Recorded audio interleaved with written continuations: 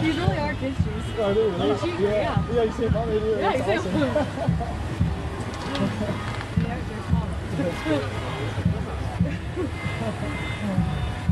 She shop in the kids section? Yeah. My mom used to do that. That's funny.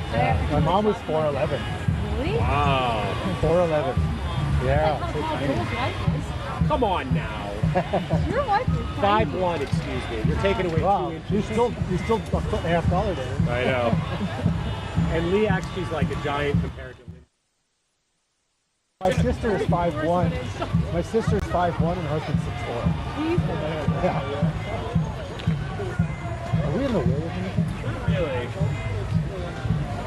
Looks like it's dispersing a little. Yeah. But there's more coming in too as the parade seeps in. That kind of worked out well. Yeah. Have to And move. for your next batch of hits, you can say the protest is just as good. I think there's going to be some more people out here. We are in the way of something. I don't think that's supposed to be there.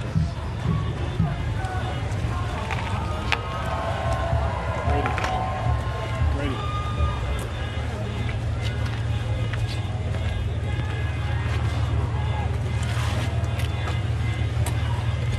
Walking some beats into the car. That's crazy. Is that funny? I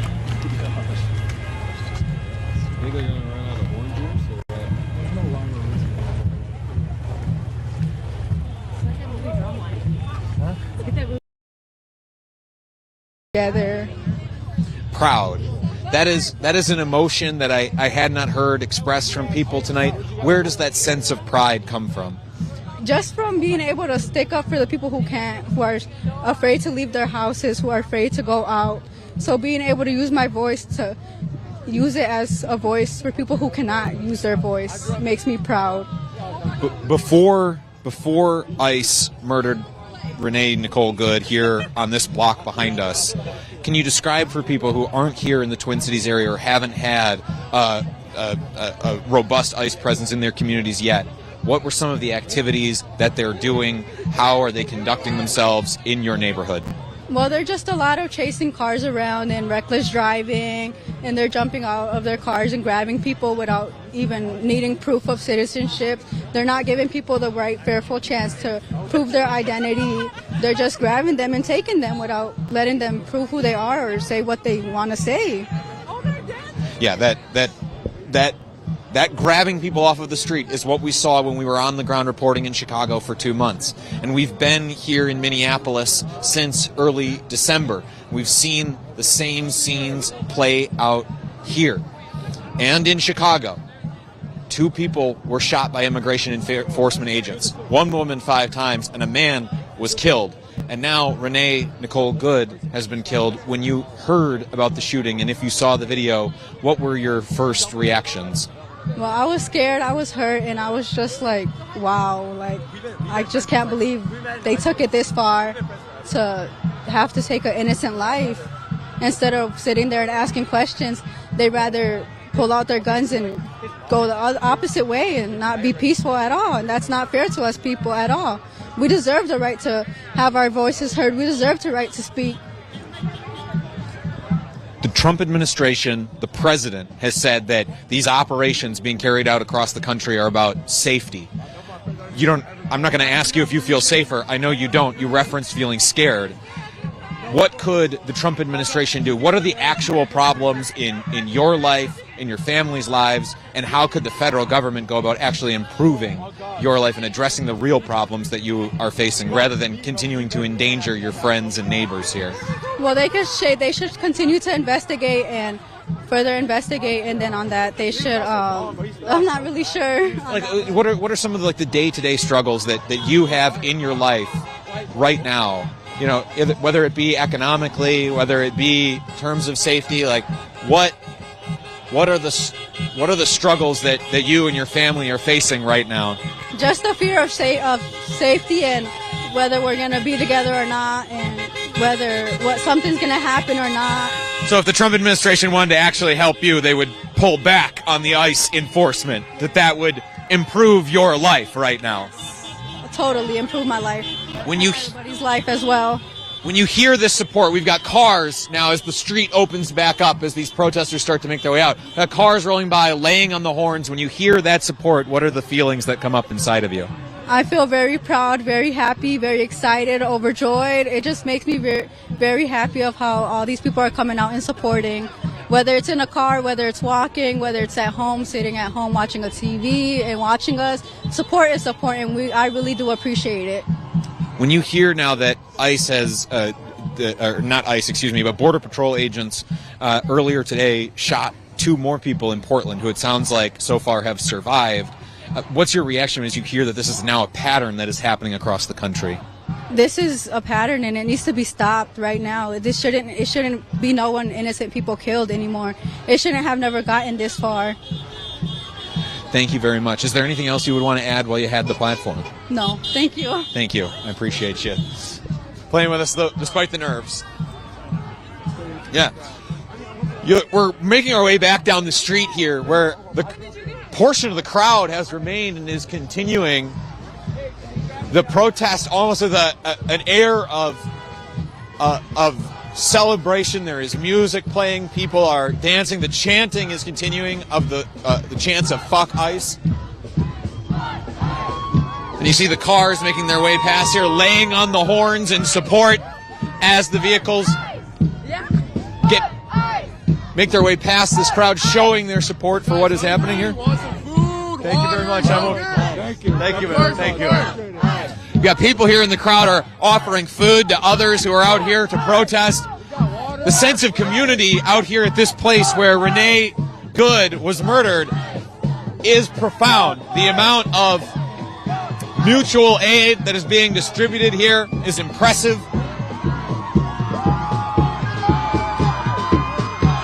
You hear people laying on the drums. You see the lights. You see the people dancing.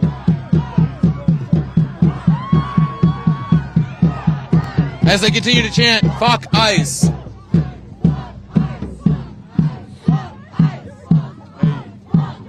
JT, just check the live, make sure we're good. Yeah. On your phone, Oh, the signal's still good?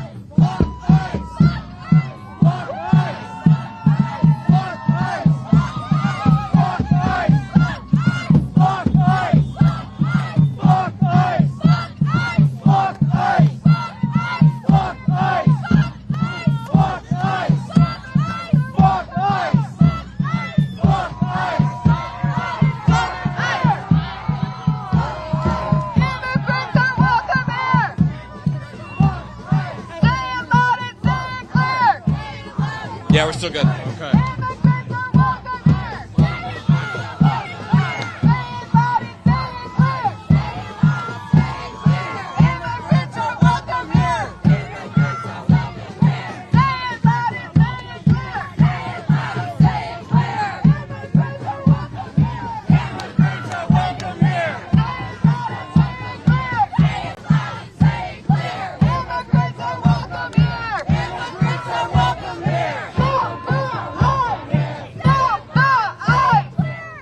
Want to deliver an update on the shooting in Portland, where Border Patrol agents shot 2 people. It's being reported now that those shot in Portland are a husband and wife. And the Department of Homeland Security is claiming that they were suspected members of the Tren de Aragua Venezuelan gang. And I just want to point out that the Department of Homeland Security now, across multiple incidents where their agents are shooting people, has proven to be an unreliable actor. They lie time and again. Their narratives fall apart. We are just bringing you the information that we have, and that includes claims being made by the Trump administration. The 2 victims were transported to the hospital. Officers determined that the 2 people were injured in the shooting involving federal agents, according to police, and officials did not disclose the names of the injured people. So that is all coming out of the Trump administration. More bullshit, just like we saw in the Brighton Park shooting in Chicago, where a woman was shot 5 times, where the Department of Homeland Security's initial narrative as to what happened had to be repeatedly walked back to the point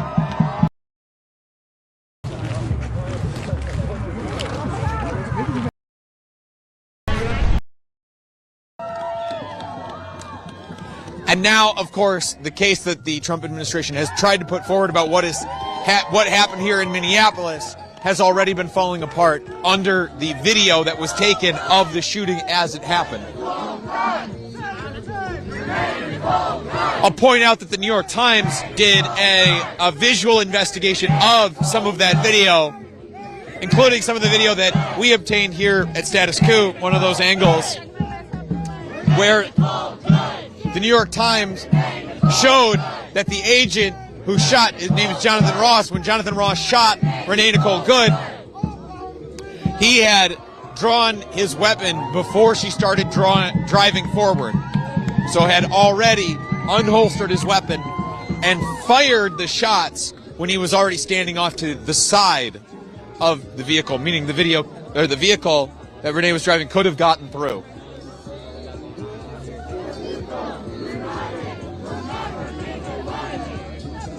Wrap up. I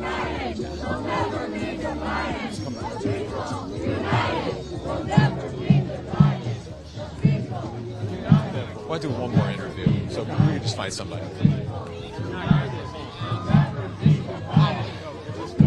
Which one? The real farmer with the hat? It's really good. Oh, this guy? Recognize this resistance. It's time to stand up for something greater. All power to the people. Hey, What's up, man. brother? My name's JT. I'm with Status Coup. Right on. Would you mind if I interviewed you? Yeah, why not? Be out here? What's your name? I'm Will Kelly, also known as the Woke Farmer. The Woke Farmer. Will, Yeah. nice to meet you. What's All up, right, man? so, Will, if I could just have you start by spelling your name for me. Yes, WILLIAMKELLY. All right, Will, why did you want to be out here tonight? Well, I just flew in from California. I'm part of an organization that Donald Trump refers to as Antifa, and I go everywhere in the country. Wherever ICE is ravaging the nation, I go there to scold them for their bad decisions. So I've come here to support Minneapolis, I've come here to support Minnesota, and I've come here to support our immigrant communities. The Trump administration has made Antifa their boogeyman. For people at home, educate them on what Antifa is. My grandfather, who stormed the beaches of Normandy, was Antifa. We are against fascism. We are against tyranny. We believe that the people hold the power, and the people's voice is all that matters. People's voice is all that matters, and I think that's something that probably resonates with a lot of people who are going to be watching this at home tonight. For people who cannot be here, describe the atmosphere of this crowd that the Trump administration will no doubt try to claim is a riotous mob. The energy is peaceful, the energy is strong, and it's together. People are tired of this bullshit, and they will stand up peacefully. As you see last night across the nation, everyone across the nation stood up. We're tired of this shit, and we are going to solve it with the First Amendment because we believe in the Constitution. We believe in the rule of law. As a committed anti-fascist, what do you see as the way back from this dark path that America is on right now? I think we need to come together and we need to get progressive candidates. We can't go back to the establishment Democrats. We need to elect people that actually give a fuck about the people, like Zoran Mamdani, like AOC. That's what we need. But for now, we need to be organizing. We need to be getting louder and fucking louder because we're not being loud enough. We need civil disobedience now. We need to shut down the ports if we have to because money is everything in this nation, and that's how we stop them. General strike? General strike and shut the ports down. Imagine if we got the crowds that we brought to the Remove the Regime rally in D.C. Imagine if we got those crowds to the 14 ports in this country. We could shut this nation down economically like Italy did before the flotilla, and we could get some real fucking change. Real change. Let's also talk about real emotion. When you saw the video, I'm assuming you saw it, of Renee Nicole Good being murdered by a federal agent here, what were those? I mean, it was clearly enough to spur you to come all the way here. What were some of those emotions that you were feeling? I'm angry. I'm a combat infantry vet. I fought for this fucking nation, and now these ICE agents are fucking destroying it. It's a modern-day fucking Gestapo. That was an innocent woman who was fleeing for her life from a fucking Gestapo, and there's nothing more to it. You're a veteran. What was the ideals of America that you signed up to serve for, and do you feel like America still stands for that or could stand for that today?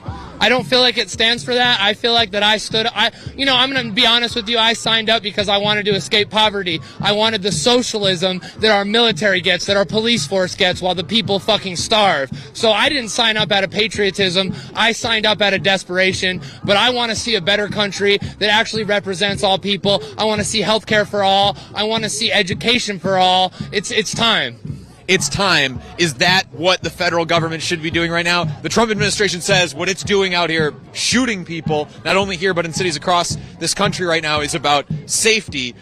I mean, when you got people dying, it doesn't seem like you're making communities safer. What should the federal government be doing to benefit not only your life, but maybe your friends, family? The federal government should stop putting money into a private army and start putting it into education, putting it into healthcare, putting it into rebuilding our crumbling infrastructure. That's the real issues that we're seeing. We need to welcome all immigrants. We're all fucking immigrants.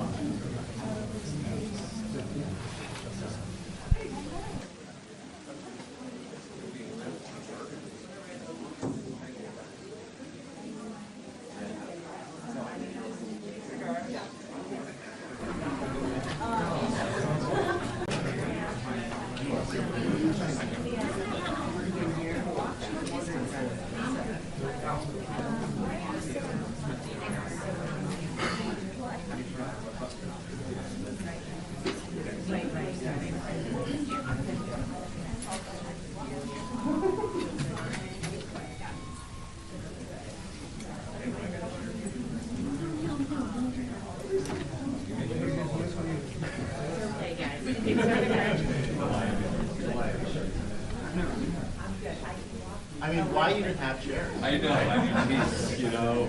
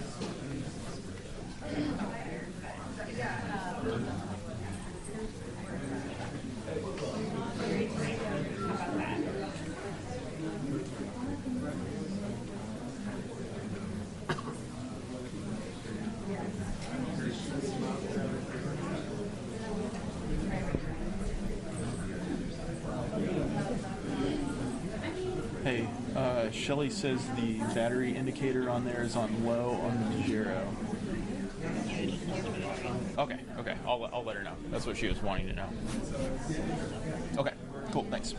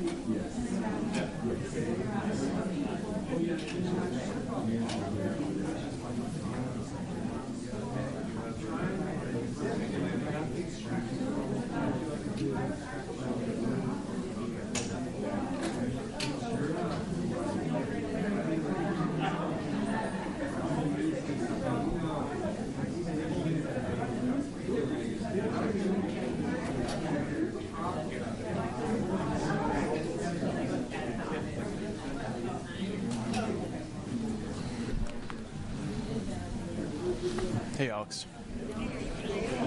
I am not, but I can plug in right now. Okay. Okay.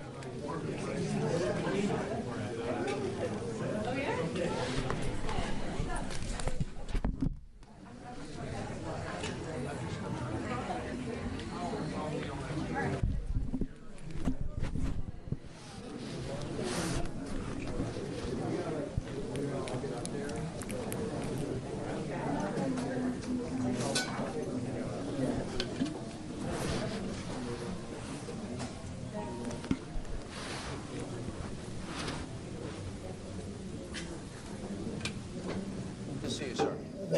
Didn't know it was a full hour. It was going to be maybe 10 or 15 minutes. But you do that to me every once in a while. I think I was pretty clear, but thank you for your time. We always appreciate it. There's really not much in the news, so there's not a real lot to talk about, but let's start with Venezuela. Narco-terrorist, indicted, guy that we're losing 200 Americans a day to drugs. Yeah. Walk us through this decision in Venezuela.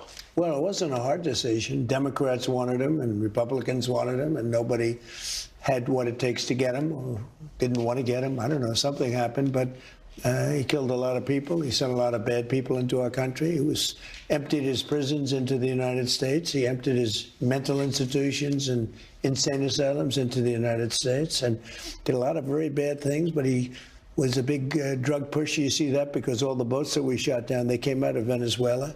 A lot of drugs. There's a lot of boats and a lot of drugs. There are very few boats operating right now. There's almost no boats. You can't find any boats. I don't think anyone would go fishing in those Not a lot of waters. people want to go fishing anymore.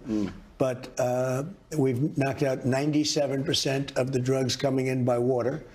And we are going to start now hitting land with regard to the cartels. The cartels are running Mexico. It's very, very sad to watch and see what's happened to that country. But the cartels are running, and they're killing 250, 300,000 people in our country every single year.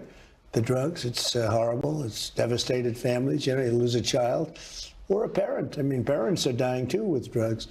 So we've done a really good job. We're knocking it down. The numbers are really getting to be, they're always going to be too high if you have one person, but they're going down just like the border. The border was a total mess for years. I did it the first time very quickly, and this time I did it even better because this was a bigger mess. This was a border like no other probably in the history of the world. There's never been a border like that when anybody could just walk into your country. The border's ostensibly really closed now. Closed. You can't come in. And nobody comes. Nobody even tries.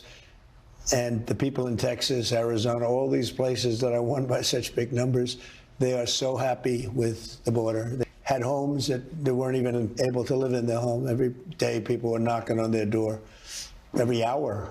And it's just a great honor to be involved with it. The ICE and Border Patrol and all of the people have been so good. Tom Homan, Kristi Noem. The people have done such an incredible job. You have no idea. You've made a number of profound announcements and then a new announcement today. Announcement number one was 30 to 50 million barrels of oil that they will be handing over to you, and you will sell it on the market at market prices. Yeah. That money will be used for the people of Venezuela and the people of America. Correct. Then you made an announcement yesterday that they will buy all of their goods from this country. Today,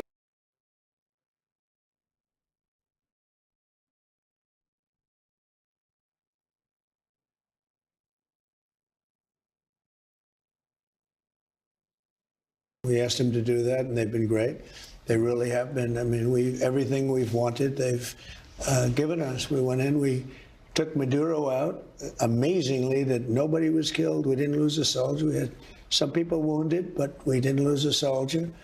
A couple of very brave helicopter pilots were wounded pretty badly, but they're good. They're in good shape. And it was an amazing attack. The other side lost a lot of people, unfortunately. But, you know, this house was in the middle of a fort with thousands of people and soldiers and everything else. And we went right into the middle of a fort. Who would think you could do that and not lose anybody? But they had it planned so beautifully. General Raisin Kane and Pete Hegseth were fantastic. Marco's been doing a great job. Vice President. The whole group it's just a fantastic group. Let's talk a little bit about, you make these decisions. I don't care if it's this case, Operation Midnight Hammer. In the one case, you're here in the White House in the Situation Room. You're watching this unfold in real time.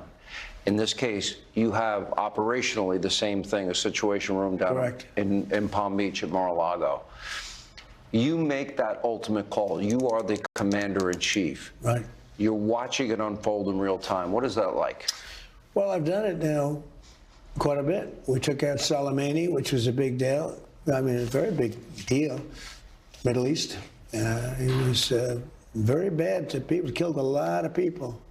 Everybody you see, just about 95% of the people you see walking around without legs or without arms, that was the roadside bomb. That was his baby. He loved it. We took him out. We took out al-Baghdadi. He's the founder of ISIS. We did Midnight Hammer, which was obliterate the Iran nuclear threat. And it was a total obliteration, as they found out. The B-2 bombers and the best pilots anywhere in the world. They did that at night with no moon, totally dark, and every bomb went right down an air shaft deep into a granite mountain.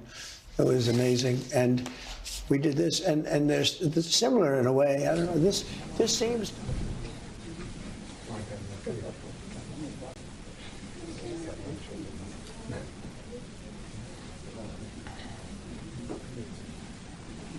Good evening. My name is Mike Benner. I'm the Public Information Manager here at the Portland Police Bureau. I want to welcome everybody and thank you for joining us on such short notice. We're here to address the shooting incident involving federal agents in southeast Portland earlier this afternoon. We have a number of speakers, including Mayor Keith Wilson, Governor Tina Kotek, and many others who I will let introduce themselves as they come to the podium. We will begin with Chief Bob Day, who will share some details about the shooting and then some of those remarks of his, and we'll go on from there. Thank you. Thanks, Mike.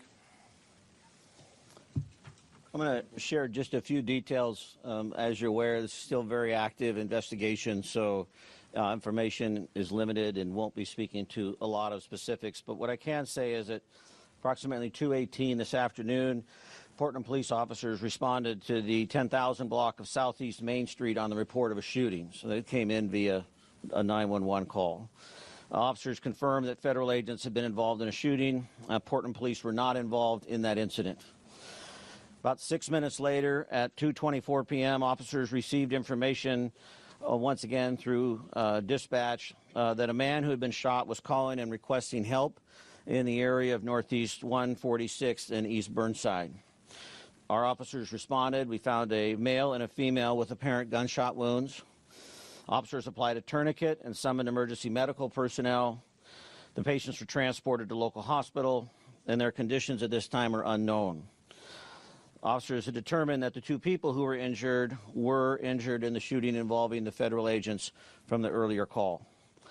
PPB officers secured both scenes, and this is a federal investigation. It's being led by the FBI. We have been in touch with them. We are, in regular contact. This is their responsibility, but when we have these type of events happen in the city, Portland Police Bureau does offer a level of assistance. This is not any way, shape, or form immigration related on our end. We do not know the facts of this case. We are simply providing that traditional investigative support and perimeter support, which is minimal, but I do want to make it clear that we are out there, but we are not involved in immigration. And we at this time do not know if this is an immigration related event. We do not know which federal agencies were involved. As we know, there are many federal agencies serving in the city of Portland right now. So as I said, it's a complex situation with a lot of different information coming out. But Portland Police is on the scene, detectives, etc. I want to say, that I'm saddened that we are here once again in a difficult, challenging, complex situation. But I'm also incredibly grateful for Portlanders. I'm grateful for the way that we have continued to show up over the past year, and we have certainly been tested, and this is no small circumstance. The uncertainty and the fear and the sadness within our community is real, and as the Chief Law Enforcement of the City of Portland, I recognize that, our members recognize that, and we are doing everything in our power to maintain that level of peace and calm and safety. And I want to thank Portlanders who have continued to show up in this space as well, and hopeful that they will do so over the next couple of days, as I'm expecting many to want to express their frustration and disappointment with events today. As I said, this is early on. We do not know the cause, but we are engaged, and hopefully we'll have more information as the evening unfolds. I'm going to turn it over now to Mayor Wilson. Thank you, Chief. And I just want to also just reiterate what he had talked about the city standing tall and really standing together. And I've been before you already too many times under these circumstances, but I'm grateful that every time I do make the call within such a short period of time, that the Madam Governor will answer the call, and all of the individuals standing behind me and all of our elected officials and community leaders are standing with us as well. And we've always stood together, and we will continue to stand together. Just one day after the horrific violence in Minnesota, our community here in Portland was witness to a moment of fear, confusion, and heartbreak. Earlier this afternoon, 2 people were shot and injured by federal agents in the Hazelwood neighborhood. Violence in our community is devastating. These are not statistics. These are human beings. Portland is not a training ground for militarized agents. When the administration talks about using full force, we are seeing what it means on our streets. The consequences are not abstract. They are felt in hospital rooms and living rooms, in the quiet moments when families try to make sense of what happened, what is happening. We know what the federal government says happened here. There was a time when we could take them at their word. That time is long past.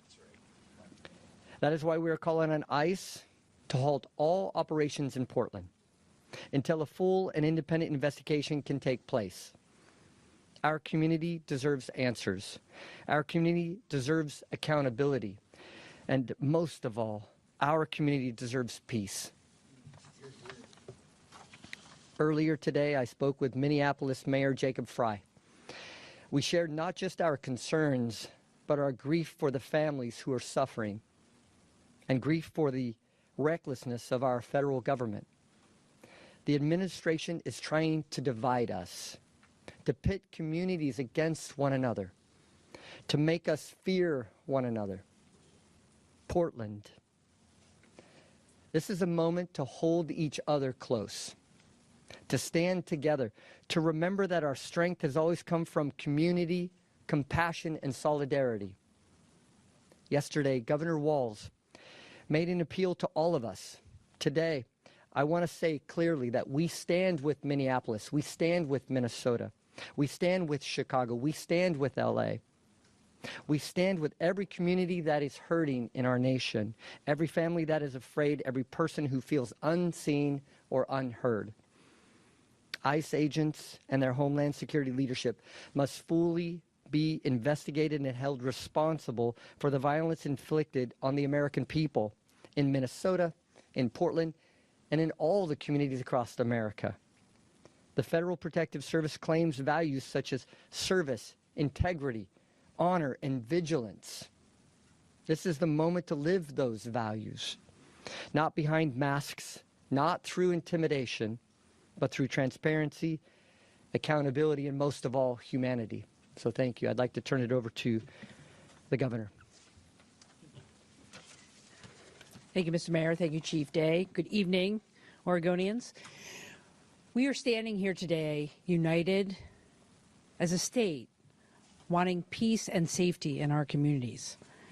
We are all shaken and outraged by another terrible, unnecessary, violent event instigated by the reckless agenda of the Trump administration. This time in our own state, in our largest city, coming just one day after the tragedy in Minnesota. While the details of the incident remain limited, one thing is very clear. When a president endorses tearing families apart and attempts to govern through fear and hate rather than shared values, you foster an environment of lawlessness and recklessness. Trust is essential to maintaining community safety and the rule of law. Federal agents at the direction of the Department of Homeland Security are shattering trust. They are hurting people and they are destroying day by day what we hold dear. Our sense of safety and our literal safety are severely undermined by what happened this afternoon in Portland. I'm so thankful that no one died and more people weren't hurt. The Attorney General and other leaders have been clear about our concerns with the excessive use of force by federal agents in Portland. And today's incident only heightens the need for transparency and accountability. Oregonians deserve clear answers. And I am aligned with the mayor. The priority right now is a full, completed investigation, not more detentions. My message to the federal government is this: we demand transparency. We demand your cooperation with Portland Police and the Multnomah County DA, because we need to investigate this incident efficiently and effectively so we can rebuild trust with our nation's government. There are those who want to cause chaos, but Oregonians know how to stand up and speak out peacefully. We must remain united in peaceful opposition to efforts to tear our community apart. We must not turn against each other. We must stand neighbor to neighbor. We must not take the bait. And I want to end by saying I'm grateful to the first responders who have been managing this incident today here in Portland. And I stand and we stand united with Americans across our country and with Minneapolis and Minnesota in light of these very troubling events. Thank you. I'd now like to hand over the podium to Senator Casey Jama, Democratic leader in the Oregon Senate. Well, good afternoon or good evening, everyone. My name is Senator Casey Jama. I also serve as the Senate Majority Leader. I live Hazelwood neighborhood. The incident took place not that far where I live in my home. I'm raising my two children and live with my wife. I have a few messages, but let me start to say this one first. My prayer is to the families and those who are hurt, and I hope they will recover speedily. As I said, I have been in this country about 28 years and I'm a former refugee. I have never thought I will see this moment in the United States of America. This is a challenging time for us. My colleagues and I are working together to ensure that we address this issue at the state legislative level. We want to do as best as we can to protect the Oregonians who are fearful, who are scared, who are facing persecution under federal law. So we're going to introduce quite a number of bills that will be trying to minimize the impact of ICE in our community. I'm outraged and angry and frustrated, as many Oregonians are. Let me speak to Oregonians. I share your frustration. And immigrant refugee community, let me talk directly to them. I share your fear. I share your challenges that we're all facing. And I know that the struggle is real. Let me say this to the Oregonians. Oregonians are welcoming. The state of Oregon is welcoming state. We want to keep that way. We want to fight for that. We want to work hard for that. And we want to make sure that all Oregonians feel welcome.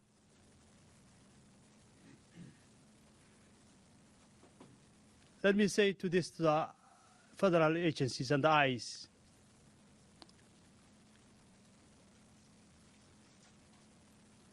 This is Oregon. We do not need you. You're not welcome.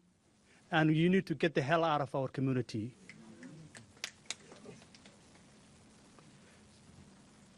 Now I want to turn to the podium to Multnomah County Chair Jessica Figa Peterson.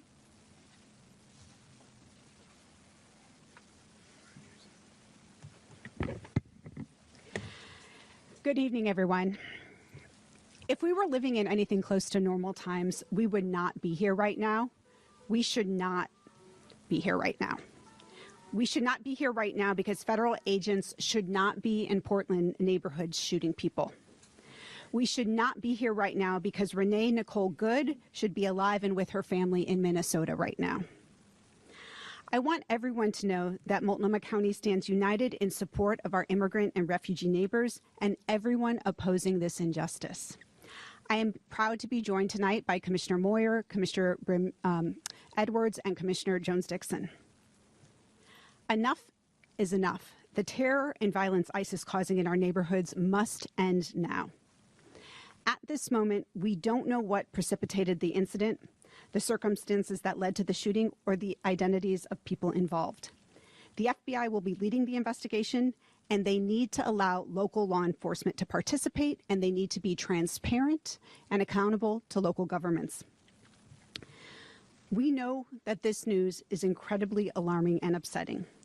We know what happens today speaks to a fear that we have had since last fall when federal law enforcement and immigration agents first increased their presence in our community.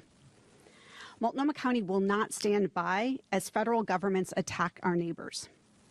Just this morning, our board unanimously voted to extend an emergency declaration in response to the ongoing harm of ICE activity, and we will keep showing up in every way that we can. During our vote, I shared that over the holidays, my office received a string of emails and calls from neighbors in the Brentwood-Darlington neighborhood who were asking for help to find 2 neighbors who were kidnapped by federal agents the day after Christmas. Both of these people are the primary breadwinners for their families, and their children attend the local elementary school. As a parent, my heart breaks for their families and the whole community that has been impacted by these cruel actions. Add to this the horrific murder of Renee Nicole Good in Minnesota, the dozens of lives that have been lost in ICE detention this year, and now a shooting here in Portland. And we can only conclude that this federal activity is a threat to our entire community and is a threat that is growing every day. In light of this, our community is calling on us to act, to deploy resources to support the families impacted by federal activity, and to do all that's in our power to ensure the safety of neighbors going forward. That's what the state of Oregon, Portland, and Multnomah County leaders have done and will continue to do as we respond to this crisis. That's what the people of Portland have done, representing the best of Portland to the whole nation as we continue to stand up for injustice. Thank you to all of you who have come out to protest the cruel and authoritarian actions of this administration while representing Portland's values. Keep showing up the way you have been. Keep raising your voices. Keep showing everyone who we are. Our neighbors and the literal crosshairs of this administration need your support now more than ever. Our solidarity is our strength. These are dark times. There's no getting around that. But I know that together we will persevere. Thank you. And now I would like to turn it over to Portland City Councilor Loretta Smith. Good evening. My name is Loretta Smith, and I'm a counselor from District 1. I stand here with my other counselors, Counselor Candace Avalos and Jamie Dunphy. This situation just got real. This is not a PlayStation moment where you can shoot folks and they come back alive again. I live in that district. The struggle was already real for immigrants and refugees who live in our community, in our neighborhoods. And now I have to go home and tell my son and my 3 grandkids that they cannot stop for law enforcement because they're going to be afraid by looking at law enforcement that they might have the same thing happen to them that happened today.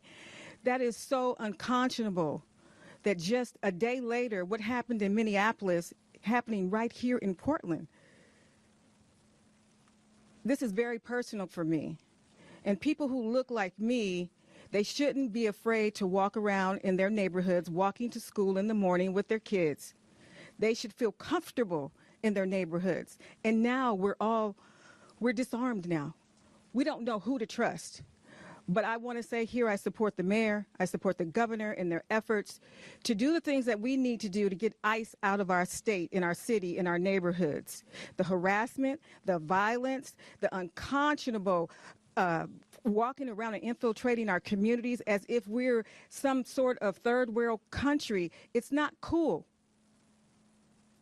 And it's not something that we should support. I feel good, I feel strong standing next to my elected leaders and my community leaders behind me. We have to do whatever we need to do to make sure that ICE is no more. Thank you.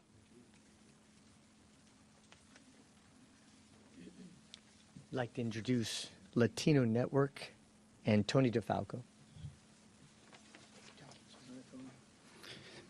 Good evening. Tony DeFalco, Executive Director at Latino Network. We are hurting tonight in our community. We are tired of this violence in our community, and we're pissed off. Just last week, we buried one of our young people from gun violence, not less than a mile from this site at 148th and Burnside. This kind of violence is nothing new to our neighborhoods here in Portland and Multnomah County. And we've been working hard for decades to reduce this trend of gun violence by private individuals, but worse, by state-sponsored violence in our neighborhoods. And for this to happen tonight, in many ways, is not a surprise to us. It has been perpetrated upon us for many, many decades as part of routine operations to balance power against our community. So tonight we have a few calls to action.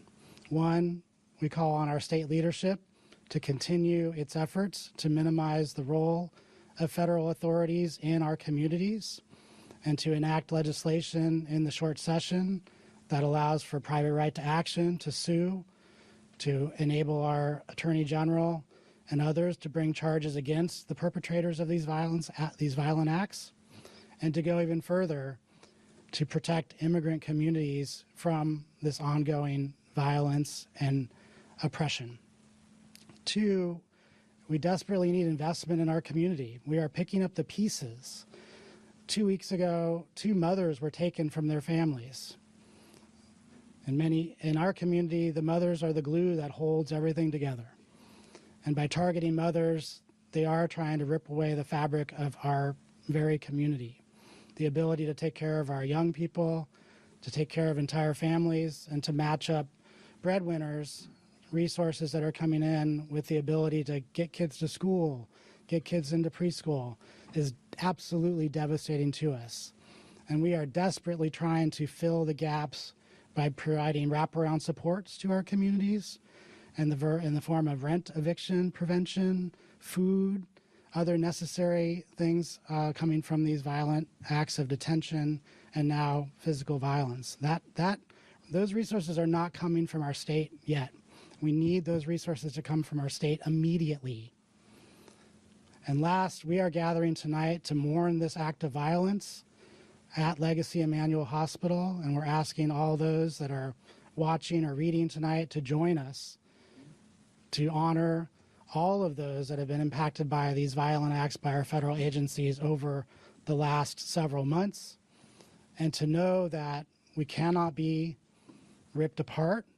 Despite these intentions of our federal government, we will continue to hold each other close and continue to be the strong fabric that our entire city, county, and state need from our Latina community. Thank you. Next up, Pastors Hennessy and Knutson. Go ahead, Reverend. I'm not going to choose. Go ahead, you lead. Come close. I'll come close. Good evening, everybody. My name is Reverend Dr. J.W. Matt Hennessy, the pastor of the historic Vancouver Avenue First Baptist Church here in Portland, and also the leader of the Interfaith Peace and Action Collaborative. My friends, I echo the very comments that have already been made, and I want to be clear about that. The comments of recognizing that the reason why federal agents are here is because of a false narrative in the first place. When people were told that Portland was on fire, Portland was burning. Portland is a great city, and it's a city I've been a member of for the last 37 years, and I'm not going to let anybody try to make it any worse. One thing's for sure, we have our issues, just like every city does, but we are determined to work together to make sure that we resolve the problems or issues or challenges we have, and we do not need help from the federal agencies to do more. If they want to do anything, they should go back and restore the grant money that was there that we used to build bridges with police and community. They ought to be thinking about how we restore money to bridges like the Burnside Bridge and things of that nature. That's what we need. But until then, we're not going to let anybody take our joy. We're not going to let anybody cause us to be afraid. And I want the immigrant community, and specifically, as Tony just spoke about the Latinx community, we are with you. As faith leaders, as members of the black community, I want you to know you are our brothers and sisters, and nobody is going to stop us, and nobody is going to break the chain of our belief in working together. So we will work together. Those who came before us and the allies who worked with them, they had worse situations going on, but nothing stopped them.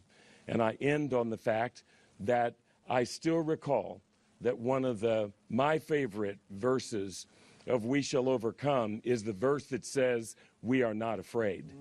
We are not afraid, and we will not be made to fear. We are going to rise above it, reach out to one another, and do everything that we can to work together, pray together, protest together, peacefully together, and remember, let's not take the bait. We can do this peacefully, and peace and love always win.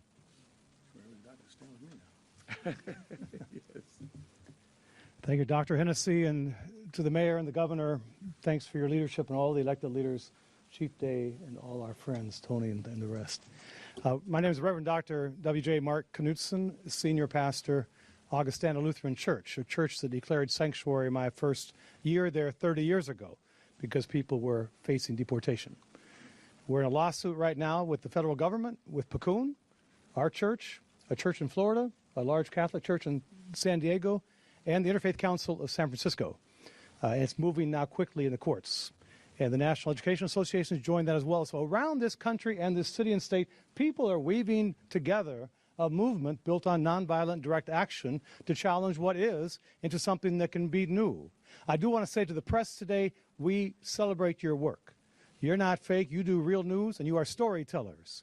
There wouldn't have been a civil rights movement or a farm workers movement in the same manner without the press being there to cover it. So thank you, and know you're valued. Let me say this, my 1 minute's almost up. I followed a Baptist pastor, so I can take a little bit more time. But I want to say this. We're coming up on the King weekend. And a year ago, we backed our 30th King service back a week until this new administration came into office. Mayor, you came and spoke at that. And we packed the church. People were ready a year ago, January, to stand up and stand solidarity. Our prayers are number one with our immigrant siblings, the couple that's in trouble today. We have members from 23 countries. I don't know if that's not one of our members from Venezuela and his wife. It's going through all of our minds. Some of my colleagues say, you were crying. I was crying. We are all crying.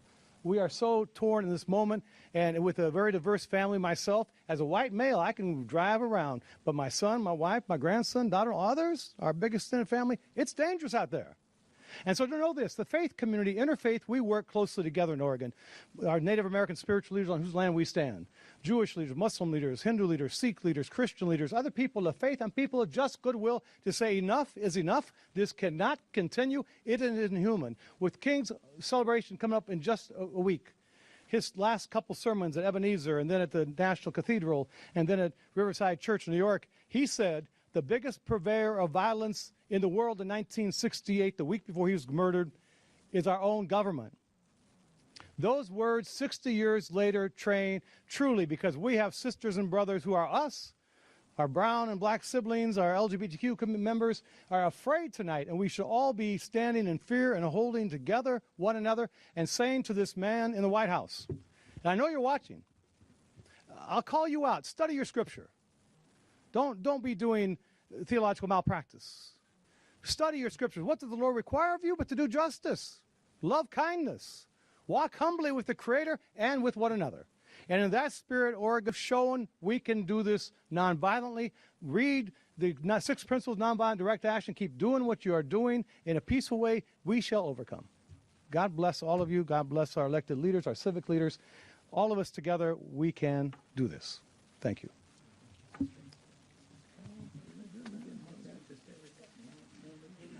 I'd like to call up Jessica Maravilla with the ACLU. This is Tom. Okay. Good evening.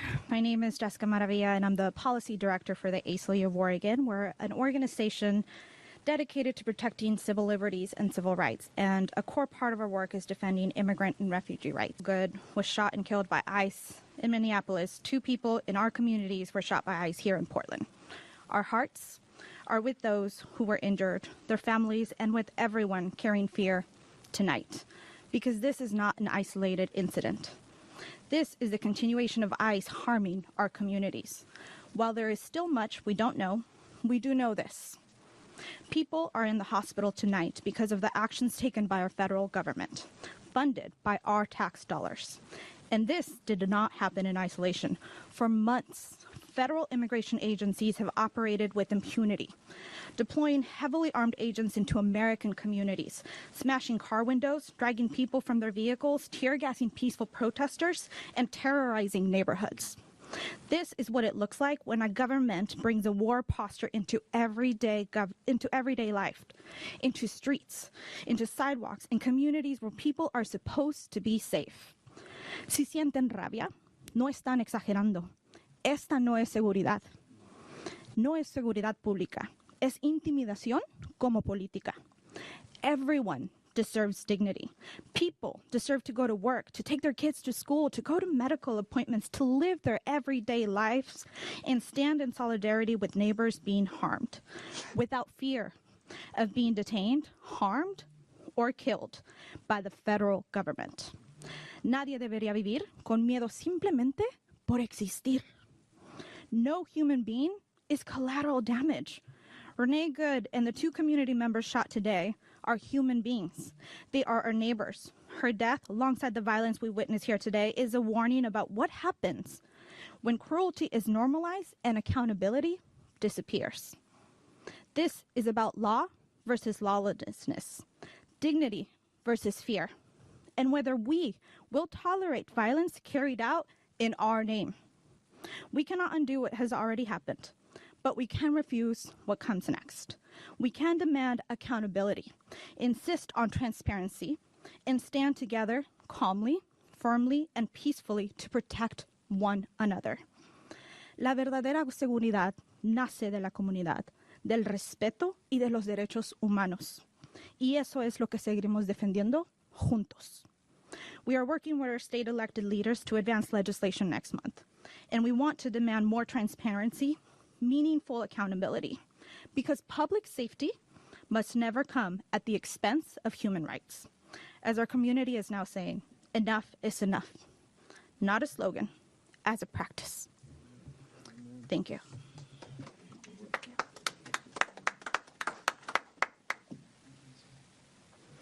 Buenas tardes, everyone.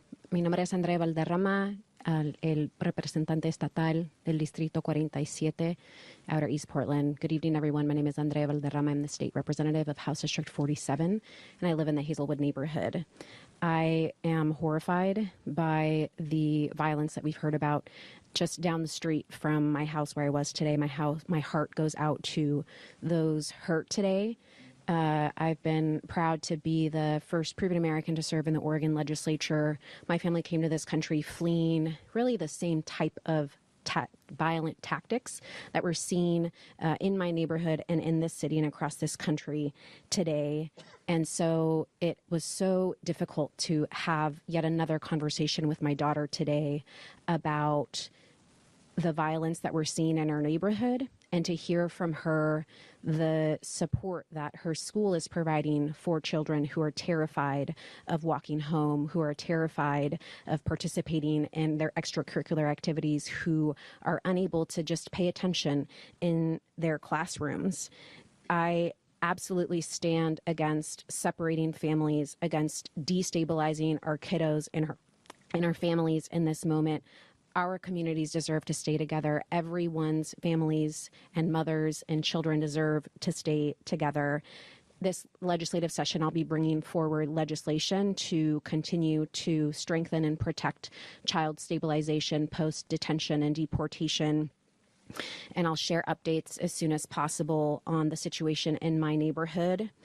I think the last thing that I just wanted to share is, as we are horrified and as I continue to mourn and do what I can as a mother to remain calm and provide peaceful support to her, I continue to feel hope with all of the incredible leaders that we have in this state, from our governor all the way down to our school district, to our neighborhood. I know that in Oregon, we are resisting peacefully. We are resisting in the way that we can. And I want to thank everyone here today and the leaders, whether you are a fellow mom in the neighborhood or our state governor. I'm so appreciative of all of the support, and know that we continue to resist always and stand with you. Thank you.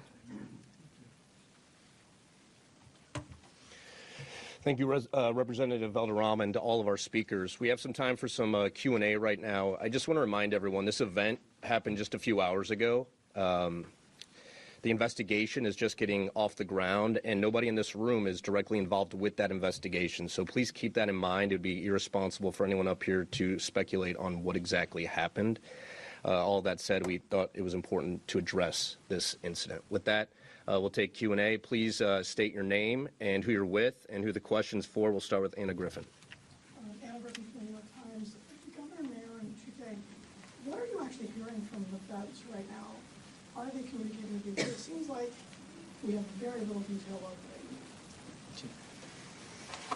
Yeah, shortly after this event occurred, I did have a phone call with the Assistant Special Agent in charge here in Portland of the FBI, and we've been in regular communication with them. We, of course, were on scene, as I mentioned, out on 148th and Burnside, and as well as Portland Adventist, where federal officers were. So we quickly had, sergeants on scene to collaborate with their supervisors. So we are in communication as of just before this briefing, knowing that, we're in communication with one another. But it is their primary responsibility, primarily the lead. And so, as Mike already commented, it's, really would be speculation much beyond the fact that we are talking to one another in terms of, responsibilities, who's doing what, et cetera. Are you hearing from DHS from them? No, I've not spoken with the federal government at all. I'm Chief Day Adrian Thomas with KPTV. DHS put out a statement this afternoon on this incident saying that one of the individuals was connected to a previous shooting in Portland. Is that true? And do you have any information on that? And what are the conditions of these two individuals right now? Yeah, I'm familiar with the statement that was put out. I can't comment on whether or not that's the case. We don't know who these individuals are. We have not, they haven't been identified or shared their identification with us. And I don't know this. I don't know the condition of them at this time, just knowing that they were taken to local hospitals. John Adams from KGW. We saw in the incident in Minnesota that there was surveillance video readily available after the incident. Are you aware of any surveillance video that may have captured this incident? I'm not aware of any at this time. No, have not seen any. Hi there, Chief. Shane Dixon Cavanaugh, reporter with the Oregonian. Do you know whether or not Train Day or Arabla is active in Portland? I don't have any information that would link that at this time. No. Yeah, Alex, do you know the nationality of the folks? No, I've heard a lot of different comments. I don't want to comment on that. I can't be specific. I've heard different references, and it might be confusing some of that information. So, no, I don't have that specifically. Is this a normal course of action? Is this standard procedure to have the FBI lead a shooting investigation and law enforcement involved shooting investigation inside the city limits? Yeah, on the federal side it is, yes. And I've been clear since we started down this road, in January of last year, that we've continued to keep open lines of communication with our federal partners, for, unfortunately, even moments like this. But on a local level, we value the ability to be able to pick up the phone, to call one another, to try and figure it out, understanding there's limitations, as we have tried to work through over the last year. And so we are present in a role that's supportive of trying to make sure that this is done equitably and accurately, safely, but they are the primary lead on it. Well, Jones with 26 News. The question is, federal statements suggest that this vehicle was allegedly weaponized against agents. Do your officers have any evidence to suggest that claim is true or to justify the use of deadly force? Okay, the question was whether or not there's been any evidence to support a statement that was made that the vehicle was weaponized in this event, correct? Is that the question? And we don't have any information on that. As I mentioned, we responded after the fact to both the shooting scene. Once we were at the shooting scene, the vehicle was already gone, because then 6 or 7 minutes later, we responded to where the victims had called 911. So we don't have any firsthand information. On the ground, though? Excuse me? Were the federal agents involved in this shooting still on the ground when your officers arrived? Yes, there were federal officers both at the original scene, and then federal officers met us out at the scene farther away. But we don't have any information to confirm or deny, the behavior of the vehicle, the use of the vehicle. Yes, hi. I'm Yvonne with the Portland Mercury. I know recently federal agencies, DHS, has asked you for investigative files related to arrests. Are you in a position to be able to ask for the same thing of these federal officers? Is the FBI going to keep you apprised? Are you in a position to be able to ask for records related to the investigation the same way they've asked of the Portland Police Bureau? Well, the question is whether or not we are in a position to ask for records documentation in a manner similar to how the Department of Justice is asking them of the Portland Police Bureau right now. I think you're referencing our settlement agreement. So it's not quite an apples to apples comparison. There's, a couple of different things there that are nuanced. Certainly there is an opportunity for whether it be the city of Portland or the state of Oregon to make a request for that information. I mean, from a public record standpoint, whether or not, that process will bear any fruit, I don't know. But it's different than the conversation we're having around the Department of Justice utilizing or attempting to utilize settlement agreement to retrieve information that we believe they don't need to have access to. Do you expect the FBI to keep you apprised of the status of the investigation as it unfolds? Well, this is uncharted territory for us. I'm not exactly sure. Frankly, there's a lot of competing interests, as we know, in this area. I value, like I said, our local partnerships and the communication and transparency that we have shared. But there's also a lot of cooks in the kitchen here with a lot of strong opinions. And all I can say is, in the moment, we have had lines of communication. Whether that will change or not over the course of time, I don't know. Do you have a sense of how many federal officers were involved in this shooting and maybe how many shots were fired? No, I don't have the details of that right now. Anything else? Question. My name is Ernesto, Chief Executive of Hacienda CDC. Today, what is your assessment regarding the national trend in terms of involving ICE, Border Patrol agents, and so on and so forth? They're always right. So what makes us believe that any investigation that they conduct will be accurate, just, and real? And what is the role of our authorities locally to unravel, to counter, if you're not involved at all? What makes us believe that they are already sacrificing and saying things online and in public outlets that these people were from Trinidad, that they were from a prostitution ring, and so on and so forth? I mean, they already made the judgment. In Minnesota, you already saw this. They stepped away from involving local police enforcement and kept that into that investigation with just the FBI, which obviously is going to lean towards benefiting the federal government entirely. I mean, I don't trust the federal government whatsoever. So what are we doing, to counter that kind of misinformation they provide? Yeah, and just to summarize, I want to make sure I'm hearing the question correctly, is, what are we doing specifically to challenge or potentially counter the narrative or the description of events or the results of the investigations, et cetera.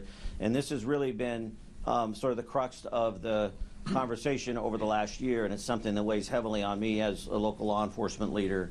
What is the position not only of myself, but also the Portland Police Bureau in general? We are actively working with as many folks as we can, whether it be our city attorney, the Attorney General's office, the governor's office, et cetera, the mayor. We are constantly evaluating what is our role.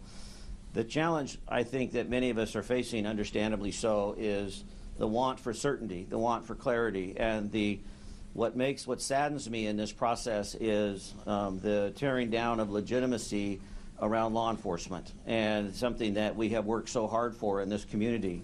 I stood here just a moment ago thinking that this is really an example about how joy and sorrow can coexist at the same time, because this room represents something that's unique in terms of, as a police chief, in terms of the relationship for community.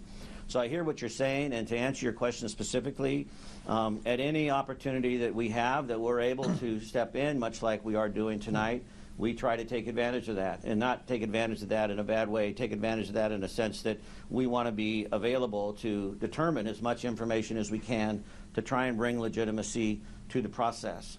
But there are, long-standing historical court decisions and authorities granted to the federal government that are certainly being tested over the last year in the area specific of policing. And we rely upon, the counsel of, others, attorneys, and the rulings from judges. We saw this in the court case that we had with the National Guard. You had 3 Portland police commanders testify. We were the only ones who testified on behalf of the city of Portland. It was 3 Portland police leaders over the course of 2 days, which the judge agreed with to prevent the National Guard from being deployed in Portland. And that was based upon the work we had been doing in terms of gathering information, staying true to the rule of law, being factual in our reporting. So the best that I can offer, and I know this is hollow and not enough, but the best that I can offer is that Portland Police Bureau will continue to adhere to the rule of law. We will continue to document. We will continue to be engaged. We will continue to be vigilant. We will continue to report behavior that is illegal or you know, certainly outside the lines. But we are also going to continue to show up for all of Portlanders. We have time for one more. John Rudolph, Reuters. A brief question. Homeland Security put out a tweet on X a couple of hours ago alleging a whole array of facts about the shooting. Have you seen that? Yes, I have, but I have no information to verify the validity or accuracy of it. Fine, thank you. Last question. Natalie Fertig with Politico. My question is for the governor. I know you've spoken to the president in the past sometimes when there's been situations sort of similar to this. Have you reached out to the White House? Are you trying to have a conversation with him about this? Well, this is a fast-moving situation just from this afternoon. I have not spoken to anyone in the administration, but I have been in contact with Governor Walz in Minnesota. And I just want to reiterate that we in Oregon are shocked and saddened by what happened in Minneapolis, and that Americans across the country, including governors, are standing together to say we need something to change from the federal government. There's always a moment that things can be better and different. Maybe this will be that moment where we actually have partnership with our federal government to understand the facts, get to the bottom of this, and stop the violence in our communities. And I know that governors around the country believe that. Thank you. Thanks, Mike. All right, thank you to all of our speakers. Thank you for being here again on such short notice. At this point, I do not anticipate another briefing or news conference this evening, but I know my team and the communications team for the city is engaged and will be throughout the coming hours and days, so be on the lookout for communication from our teams. With that, thank you for being here and have a safe evening.